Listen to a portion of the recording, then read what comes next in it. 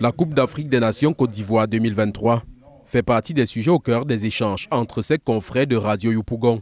Pour le match d'ouverture prévu samedi prochain, ils excluent toute éventualité d'un faux pas des éléphants contre les Djoutous de la Guinée-Bissau. C'est évident que les éléphants de Côte d'Ivoire doivent avoir en esprit, en tête, de battre la Guinée-Bissau. Une issue favorable déjà parce que les éléphants sont prêts. On ne va pas accueillir cette 34e édition de la Coupe d'Afrique et puis au premier match aller faire un nul. Non, on va battre les Guinéens. Patriotisme, loi du domicile et bonne préparation sont quelques éléments sur lesquels ils fondent leur optimisme. Nous, on s'est préparé du côté de San Pedro.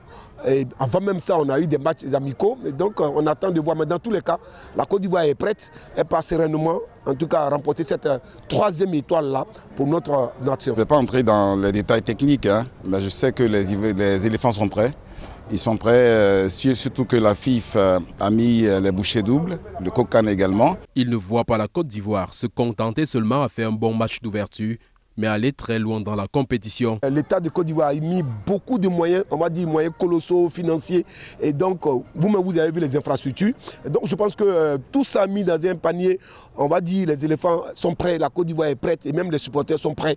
On va pousser les éléphants jusqu'à la victoire. Pour ses confrères ivoiriens, une finale entre la Côte d'Ivoire et le Cameroun qui s'appelle affectueusement les Beaux rendrait encore plus belle la 34e fête du football africain. On se projette sur la finale avec le Cameroun. Nous, comme nous sommes chez nous, et puis on maîtrise tous les rouages de chez nous, on verra bien. Sur leur terre, les Ivoiriens n'envisagent pas une autre désillusion après celle subie en 1984 avec parmi leurs bourreaux le Cameroun.